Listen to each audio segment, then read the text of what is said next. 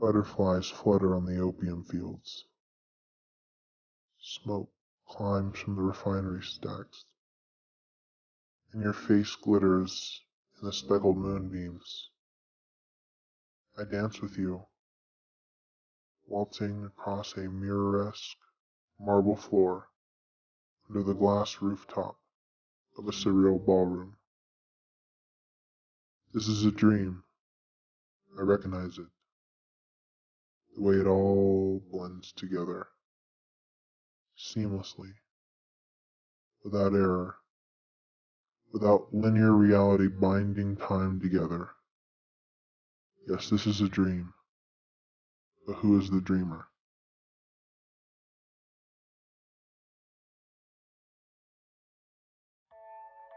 I was born in the millennium year, a fat little babe the size of a miniature poodle.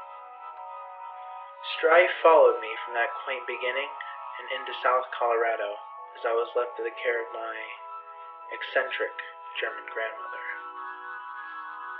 My father was a deadbeat, and my mother was a single working woman with multiple jobs and a jack-of-all-trades skill set. In the following years, I was raised by my Oma and mother through pandemonium, black ice fits of rage, and interpersonal strife. I was raised on alternative rock and German folk music. I sang to the sound of fire trucks, and I collected seashells, keys, and gemstones. My first computer was an early 2000s dinosaur with barely enough RAM to run Windows XP. It came outfitted with a dusty keyboard, mouse, and a virus-infested Internet Explorer. It was a hunk of junk. Our internet was slow, and the computer crapped out in a few months, but the little exposure got me hooked.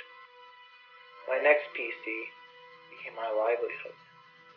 For years, I sat perched awkwardly behind the monitor, researching gas masks, browsing software pirating forums, and listening to pop singer Britney Spears. By 11, I was an identity thief, an eBay bidding extraordinaire. The internet was my domain. By 12, I was an active role player in the brony community, acting out devilish fantasies and desires. By 13, I found myself deep in the dark rabbit hole of the internet, being exploited by shadowy unknowns and taken advantage of by older men. I was now part of the internet's domain. It was no longer mine to control. The dream continues. Aphids chew and scurry along the bark of a burning tree. Your sultry face glimmers with sweat, and you sit like a dog onto ashen ground. You place your hands between your legs and spread them. You look up at me and flash a gesture I've never seen before. The sweet paleness of your upper thighs paints a blush upon my face, and you whisper to me. I can't hear the words that you're saying, but your body language suggests that it's an invitation. You look beyond me, directly behind me, and I turn. I turn to face your creator, wearing a mask with horns and a devilish smile. I remember the sensation of screaming, but nothing but paralyzed breaths emanating from my mouth. This is a nightmare, and I'm the dreamer.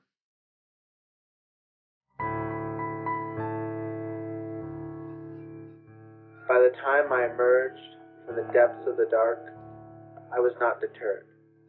No. The blackmail and the abuse, the misled legal repercussions I suffered at the hands of a misguided justice system did not deter me, no. The betrayals that would follow, the faked deaths, and the abandonment Did that deter me? No. What ended up scaring me away was how much I hated myself when I was around him. I met him in the spring of 2016, after a year of misery, death, revelation, and strife. I was an exhausted heap of slag, and he was this young, sparkling boy with a gloomy temperament and a good taste in music. He liked the same silly cartoon as me, Star versus the Forces of Evil. That and him being into the same crappy meme pages as me on Facebook just somehow told me I should talk to him.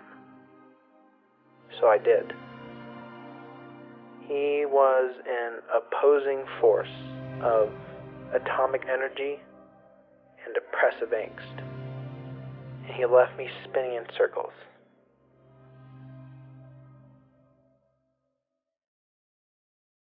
This is the part where you might expect a happy ending. Two boys discover one another on opposite ends of the country, with similar loves, interests, and struggles. They live happily ever after. Well, not exactly. He was a complexity and a maze. I was a minotaur, expected to navigate the labyrinth with ease and precision. See, we never truly dated in the common sense. We were friends, with shared interests, mutual intimacy, and beheld secrets, remotely at least. There was something more than friendship about it, but less in the marriage of romance. I can say with dignity that we both loved one another. We just never knew how to put it into words. We were a unique circumstance. So, where did it all go wrong?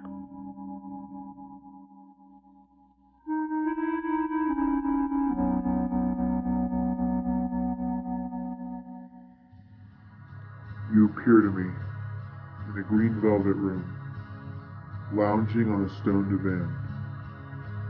You hand me a pile of paper, cards, and ticket stubs.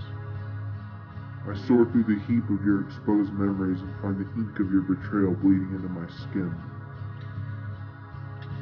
Your lies are intoxicating. The lust, the hatred, the endless cycle of stomach upheaval.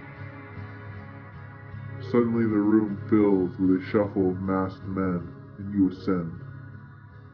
You walk away from me, as their hands grasp onto you, and pull you into the unknown. Now, as I look to the red and black keys on my laptop, I still cannot discern the moment where it all went astray. I believe in some way, to this day, that it was my fault. My uncertainty, jealousy, and lack of trust in a person I should have never doubted. Or was it the slow half-life of my decaying gray matter? I believe it lied somewhere in the constellation of self-hatred, an insufferable feeling of doubt, low esteem, and disgust in myself. However, despite all the madness and despair, there was something more to our departure. One last mirage. I see you in the reflection of an oil pond. Your half-naked body looks malnourished, and you expose your teeth in some attempt at a smile. In your hands is a horned mask, and I make a discovery. In slow motion, falling, crashing, I realize the following. You are your own creator. You're a god, a host. I loved you for the painting, not the brush. I loved you for the singular moment, the screenshot of your life, not for the pain, not for the lust.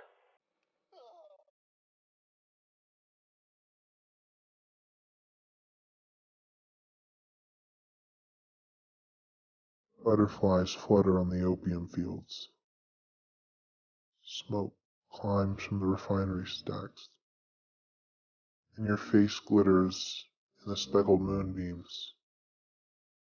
I dance with you, waltzing across a mirror-esque marble floor under the glass rooftop of a surreal ballroom.